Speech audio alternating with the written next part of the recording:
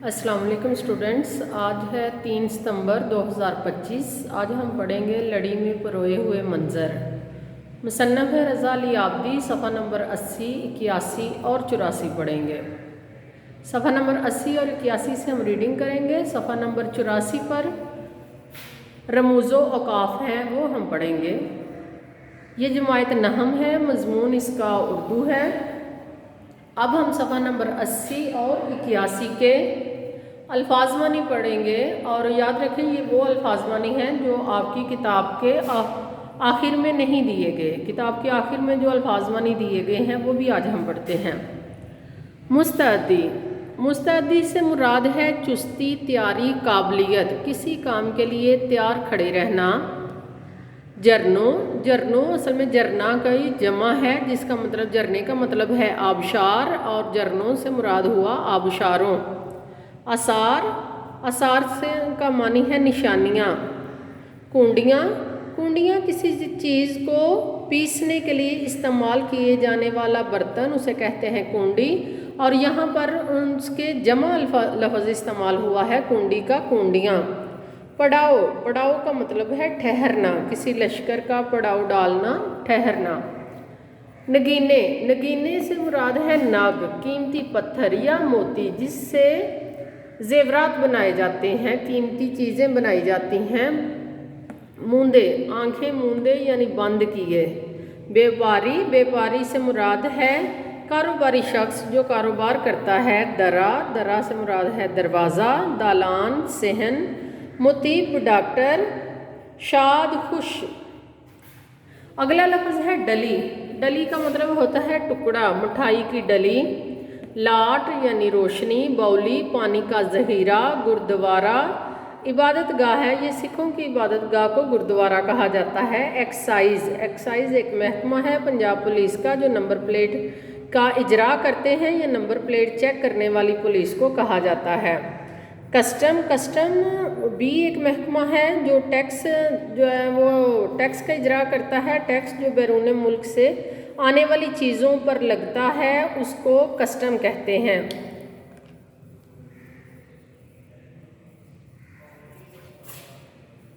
जी, अब हम रमूज़ो काफ की तरफ आएंगे। यहाँ आप सिर्फ उनकी निशानियाँ देखेंगे, बाद में उसकी डेफिनेशन और उसकी मिसालें हम किताब से पढ़ते हैं। नदाइया, नदाइया से मुराद है वो हम डेफिनेशन उसकी किताब से पढ़ते हैं, सिर्फ हम उसकी निशानी यहाँ देखते हैं कि आपको पढ़ते हुए रीडिंग में अगर ये वाला साइन आए तो ये नदाइया है। फजाइया, फजाइया का भी वैसा ही साइन है, वैसी ही निशानी है, लेकिन ये इसका इस्तेमाल डिफरेंट है। वावैन, वावैन का ये निशान है। कोसैन, कोसैन की ये दो जो निशान आपको नज़र आ रहे हैं ये कोसैन है, इंग्लिश में इन्हें ब्रैकेट कहा जाता है। ख़त, ख़त का ये निशान है। आज की हम डायरी देखें तो आज की डायरी है कि उर्दू सफ़ा नंबर 84 से रमूज़ो औक़ाफ़ याद करें। तो आप दोबारा से देख लें, ये सिर्फ इनके साइन यहाँ पर जो है बताए गए हैं, निशानियाँ बताई गई हैं। बाकी हम पहले किताब से अल्फाज मानी पढ़ते हैं, उसके बाद रीडिंग करते हैं, रीडिंग के बाद हम किताब से रमूज़ो औक़ाफ़ पढ़ेंगे।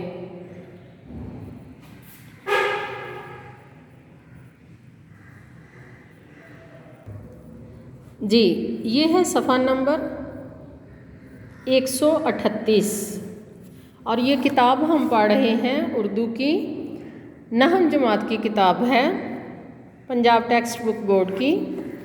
और सफ़ा नंबर 38 पर हम अल्फाज मानी पढ़ेंगे। पहला लफ्ज़ है आखिरु ज़िक्र, जिसका ज़िक्र आखिर में हो। अव्वलु ज़िक्र, जिसका ज़िक्र पहले हो। पेशरू, पेशरू आगे आगे चलने वाला। तनुमंद, सेहतमंद। चश्मदीद गवाह, आँखों देखा गवाह। रोंदना, पाँव तले कुचलना। आंखें मूंदना, आंखें बंद कर लेना। पाया तख्त, दारुल हुकूमत। दरिया, दरिया चलना, दरिया के साथ साथ चलना। झरना, वो चश्मा जिसमें पानी बुलंदी से गिरे। चहकार, परिंदों की आवाज़ें। शऊर, अक्ल, समझ, बूझ। इसके बाद हमारा अगला लफ्ज़ है इबरत। इबरत का मानी है नसीहत, सबक, कवायद। कवायद का मानी है कायदा की जमा है, ये ग्रामर में जैसे आज हम रमूज़ औक़ाफ़ पढ़ने लगे हैं ये कवायद का हिस्सा है। महरम राज, राज जानने वाला। कंद, कंद मीठी चीज़ को कहते हैं, चीनी या शक्कर। ज्ञान ध्यान, ज्ञान ध्यान खुदा को पहचानने के लिए गौर व फिक्र करना। मसाहब, मसाहब हम नशीन साथी यानी साथ चलने वाला, साथ सफ़र करने वाला, उसे कहते हैं मसाहब। तो ये हमने किताब से पढ़े। इससे पहले हमने बोर्ड पे सारे अल्फाज मानी समझे। अब हम रीडिंग की तरफ आएंगे जी। खुद कले का किस्सा ये है कि मुग़लों ने इसे काबल वालों से छीना और काबल वालों ने इसे सिखों से छीना। जैसे कि हम पहले पढ़ रहे थे कि लड़ी में पिरोए हुए मंज़र एक सफ़रनामा है, तो यहाँ पर भी ये तारीख़ का सफ़र बयान कर रहे हैं कि जो किला हमें नज़र आ रहा है मुग़लों ने उसे काबल वालों से छीना, काबल वालों ने इसे सिखों से छीना, अंग्रेज़ों ने सिखों से छीना, सिखों ने दोबारा अंग्रेज़ों से छीना, अंग्रेज़ों ने दोबारा सिखों से छीना। इस छीना झपटी में यानी जो कौम इक़्तिदार में आती वो पहले वालों से वो कला छीन कर इक़्तिदार में आती। इस छीना झपटी के बावजूद ये कला आज तक खड़ा है और जो इससे भी ज़्यादा मुस्तअद्दी से खड़ा है यानी ज़्यादा चुस्त और तैयारी और काबिलियत के साथ खड़ा है। यानी जो भी कौम आएगी, जो भी हुक्मरान आएगा, इसने अपनी साख्त को नहीं खोना। वो दरिया पार पंजाब के इलाके में दाखिल होने वाली गाड़ियों की तलाशी लेने वाला कस्टम और एक्साइज़ का अमला है। हमें याद है कि किसी ज़माने में जब हम जैसे छोटे लोग लंडी कोतल जगह का नाम है, लंडी कोतल से गैर मुल्की कपड़ा, ब्लेड, साबुन और सिगरेटें लेकर लौटते थे तो इस जगह तलाशी में पकड़े जाते थे। यानी उन पर टैक्स, बैरून मुल्क से आने वाली चीज़ों पर टैक्स लगता था। इस ज़माने में बड़े लोग अल्लाह जाने क्या क्या लेकर लौटते हैं।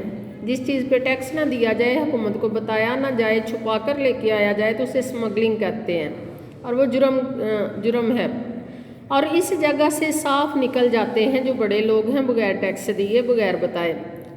जेबें आज भी छोटे ही लोगों की टटोली जाती हैं, टटोली से मुराद है तलाशी ली जाती है। रास्ते में हसन अब्दाल का पड़ाव था, पड़ाव हम पढ़ चुके हैं, जहाँ लश्कर आकर ठहरते थे। कभी ये शहर इतना दिलकश रहा होगा कि मुग़ल मुअर्रख तारीख़ लिखने वाले मुग़ल मुअर्रख लिखते थे कि लाहौर से काबुल जाने वाली शाहराह पर यह हसीन तरीन मंजिल है, मगर आज के हसन अब्दाल में झरनों के शोर, चिड़ियों की चहकार से ज़्यादा जो चीज़ गूंजती है वो सड़क की दोनों तरफ होटल के लाउड स्पीकर हैं। यानी इससे मुराद है, जब मुसन्नफ़ ये कह रहा है कि झरनों का शोर और चिड़ियों की चहकार तो एक कुदरती हुस्न है, कुदरती खूबसूरती है, लेकिन उससे ज़्यादा लाउड स्पीकर्स ने वहाँ नॉइज़ पोल्यूशन, शोर की आलूदगी बना दी है। होटलों के लाउड स्पीकर हैं जिन पर दिन रात फिल्मी गाने बजा करते हैं। होटलों के मालिक का ख्याल है कि जिसके लाउड स्पीकर की आवाज़ ज़्यादा ऊंची होगी उसके यहाँ गाहक भी ज़्यादा आएंगे। इसमें शक नहीं कि हसन अब्दाल रौनक की और इबरत की जा है। जा से यहाँ मुराद जगह है, इबरत की जा है। दोनों तरफ अंग्रेज़ों के ज़माने के ऊंचे ऊंचे दरख्त, दूर तक सब्ज़ नालियों में बहता हुआ चश्मे का शफाफ पानी, इधर उधर पुरानी इमारतें और मस्जिदें। एक तरफ सिखों का मशहूर गुरुद्वारा यानी उनकी इबादत गाह पंजा साहब और दूसरी तरफ बाबा वली कंधारी, कंधार जगह का नाम है, उनका ताल्लुक़ वहाँ से होगा इसलिए उन्हें बाबा वली कंधारी के नाम से पुकारा जाता है। बाबा वली कंधारी की चिल्ला गाह जो है वो भी चिल्ला काटते हैं 40 दिन के लिए या मज़ीद 40 दिन के लिए, उसे चिल्ला गाह कहते हैं। कश्मीर की तरफ मुड़ जाने वाली सड़क पर किसी मुग़ल बीबी की कब्र, कोई कहता है कि अकबर की बेटी लाला रुख थी।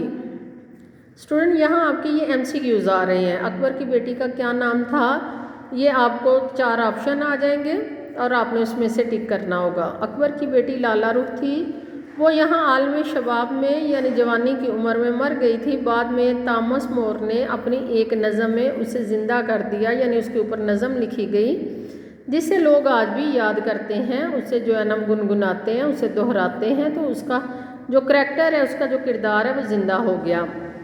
حسن ابدال کے قریب اس مغل باغ کے آثار اب بھی موجود ہیں جس کے تالاب سے جہانگیر نے مچھلیاں پکڑی تھیں۔ جہانگیر سے مراد ہے بادشاہ جہانگیر، اور ان کی ناک میں موتی پرو کر پھر پانی میں چھوڑ دیا تھا۔ یہی وہ بڑی سی چٹان ہے جس کے بارے میں سکھوں کا عقیدہ ہے کہ اسے بابا ولی کنداری نے پہاڑی کے اوپر سے لڑکا دیا تھا، یعنی لڑکا دیا سے مراد کیا ہے، پھینک دیا تھا، اور نیچے بابا گرو نانک نے چٹان کو اپنے ایک پنجے پر روک لیا تھا۔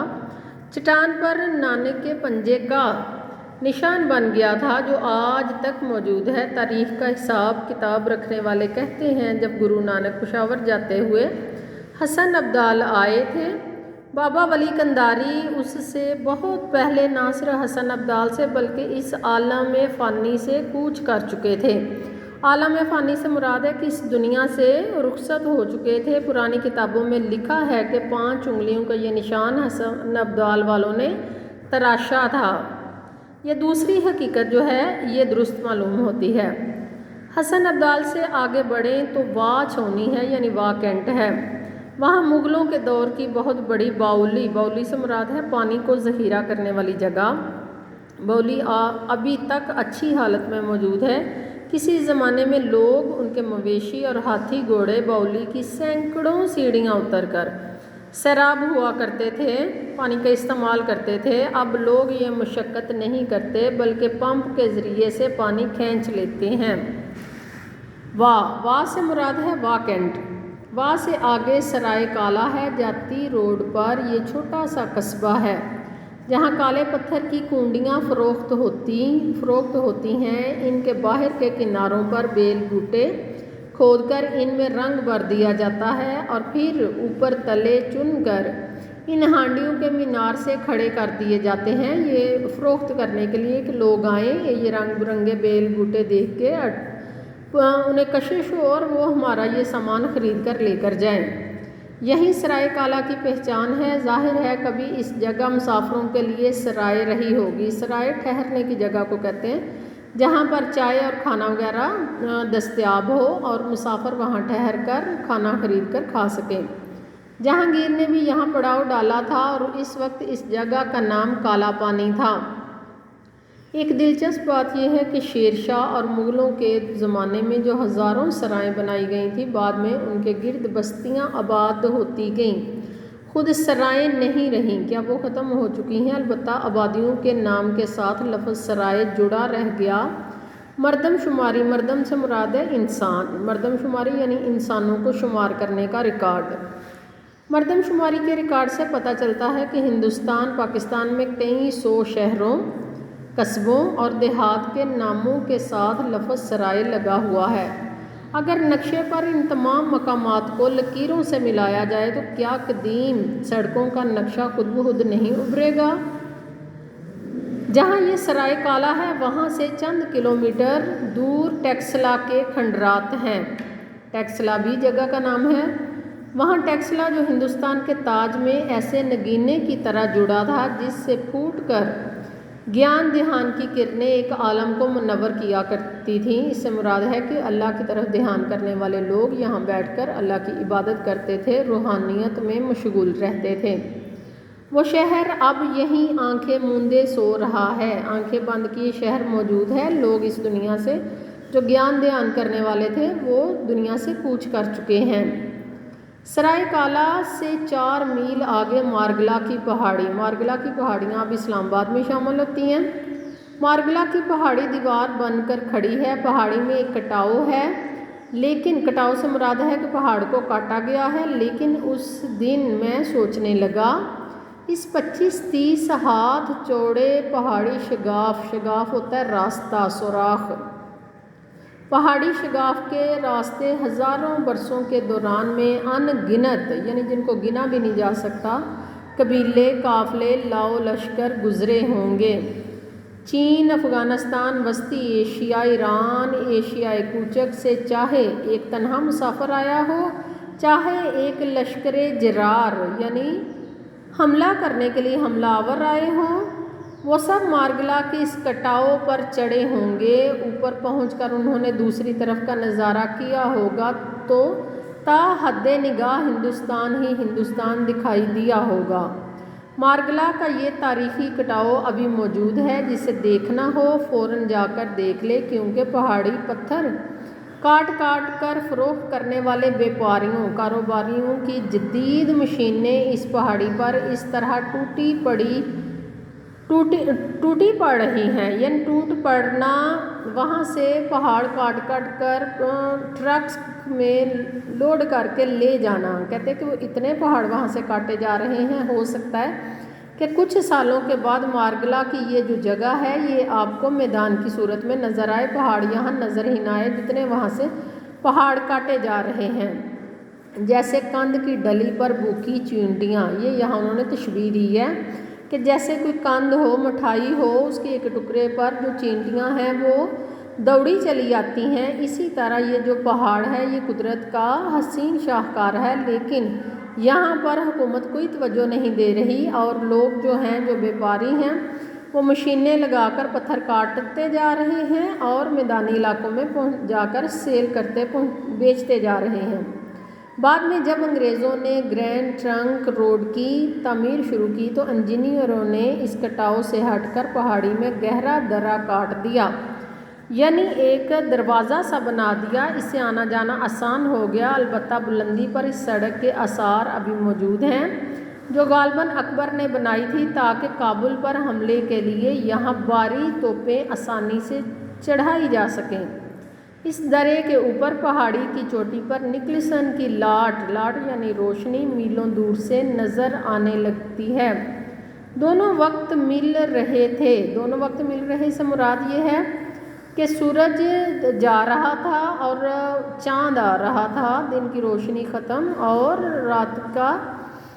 रात की चाँद की हल्की रोशनी आ रही थी। ये दोनों वक्त मिल रहे थे। मैं मरी रोड पर कंपनी बाग के सामने की गली, कंपनी बाग भी जगह का नाम है, सामने की गली में पहुंचा। ये गली मैंने चौथाई सदी पहले भी देखी थी, यानी मुझे काफ़ी साल हो गए हैं यहाँ आते हुए। वही टीन की चादरों का बड़ा सा गेट, वही ईंटों के फर्श वाला दालान और इसके गिर्द मुतीब के वही कमरे, मगर अब पूरे शहर की तरह ये गली भी बदल गई थी। अगर कोई नहीं बदला था तो वो गली में खेलने वाले छोटे छोटे बच्चे, यानी काफ़ी साल पहले भी जब मैं आया तो वहाँ छोटे बच्चे खेल रहे थे। अब जवान हो चुके होंगे और उनकी अगली नस्लें और छोटे बच्चे यहाँ खेल रहे हैं, जो तमाम आलम से बेखबर, तमाम ज़माने से बेनियाज, आज भी हाथों में हाथ दिए अपने खेल में मगन थे।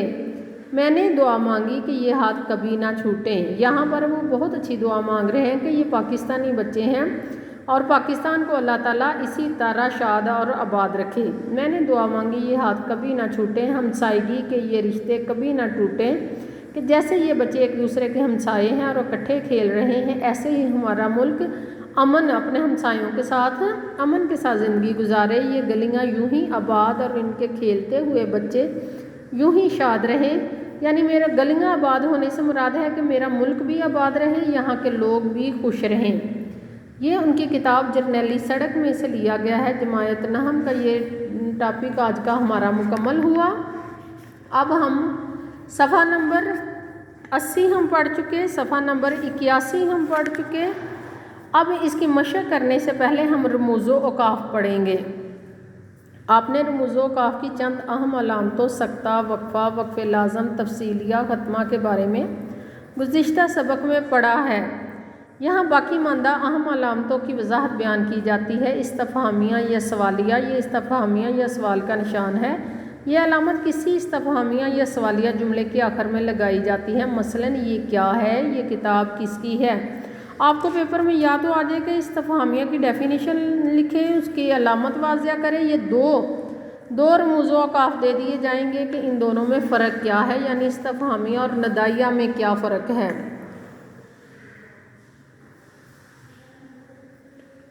कौन आवाज़ दे रहा है वगैरह। अब नदाइया पढ़ते हैं, ये नदाइया की अलामत है। ये अलामत दरअसल लफ्ज़ निदा का मुखफ़फ़ है और लफ्ज़ निदा के अलफ़ के नीचे नून का नुक्ता लगाकर बनाई गई है। ये अलामत वहाँ इस्तेमाल की जाती है जहाँ किसी को नदा देना, नदा आवाज़ को कहते हैं, आवाज़ देना।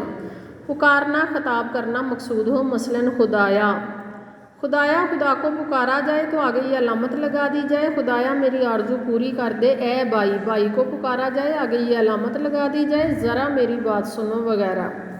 आगे है फजाइया। फजाइया और नदाइया की अलामत सेम है। जब तहरीर में गुस्सा, हकारत, ताजुब, तमन्ना, अदब, ताज़ीम, नदामत, खौफ, तहसीन व आफरीन वगैरह जज्बात को ज़ाहिर करना मकसूद हो तो ये अलामत इस्तेमाल की जाती है, यानी इनका इस्तेमाल अलग अलग है। अल्फाज से आपको समझ आएगी कि ये नदाइया है या ये फजाइया है, जिससे ये ज़ाहिर होता है कि ये अल्फाज बिला इख्तियार या खुद ब खुद ज़ुबान से निकल गए हैं।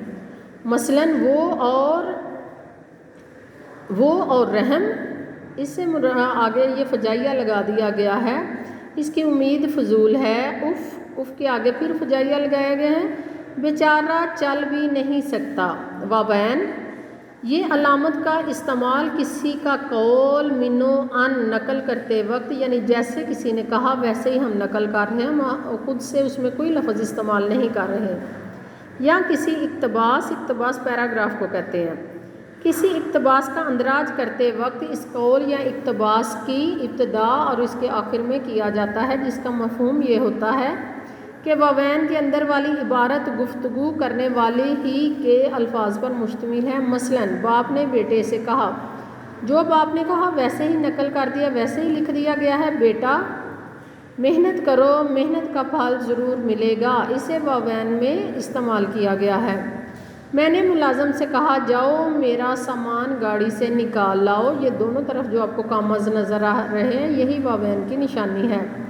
कोसैन, इंग्लिश में इसे ब्रैकेट कहते हैं। इस अलामत में, जिसे अंग्रेज़ी में ब्रैकेट्स कहा जाता है, किसी बात की वजाहत के लिए वो अल्फाज लिखे जाते हैं जो लफ्ज़ मोतरज़ा या लफ्ज़ मोतरज़ा के तौर पर, जुमला मोतरज़ा के तौर पर आते हैं, और इन्हें हज़फ कर देने से यानी इनको ख़त्म कर देने से इबारत के रब्त व तसलसल में कोई फ़र्क नहीं पड़ता। मसलन अनवर साहब से हमारे भी दरीना ताल्लुकात थे। अगर ये ब्रैकेट के दरमियान में मरहूम लगा दिया जाए तो हमें समझ आ जाएगी कि वो इस दुनिया से रुखसत हो चुके हैं। मेरा घर को अगर इस तरह पढ़ा जाए कि मेरा घर खासा पोसीदा हो गया है, तो अगर इसकी वजाहत के लिए मकान का वो हिस्सा जिसमें मेरी सुकूनत, मेरी रहाइश है, तो उससे समझ आ जाएगी कि ये किस हिस्से की बात की जा रही है। ख़त, इस लाइन को ख़त कहा जाता है। अंग्रेज़ी में इस अलामत को डैश कहा जाता है। इसमें कोसैन जुमला मोतरज़ा को रवां तहरीर से अलग करती है। इसी तरह ये अलामत भी नीम ख़त्मा का काम देते हुए जुमला ख़त्म किए बगैर इसमें अचानक तब्दीली को ज़ाहिर करती है। मसलन मैं बीमार हूँ, उसके आगे ख़त लगा दिया गया, आपसे मिलना भी ज़रूरी था। अब तो इस तनख्वाह में वो जितनी भी है गुजारा करना होगा। तो स्टूडेंट्स, आज का आपका जो होमवर्क है वो डायरी भी आपकी यही है कि आपने इनको याद करना है और जहन में ये रखना है कि इनकी डेफिनेशन और इनकी अलामतें, इनकी मिसालें याद करें। पेपर में ये अलग से आएंगी, या दो का जैसे ख़त और कोसैन है, इन दोनों का डिफरेंट होना, इनको दोनों का मुख्तलिफ होना, वो आपसे पूछ लिया जाएगा कि इन दोनों में क्या फ़र्क है। बहुत शुक्रिया।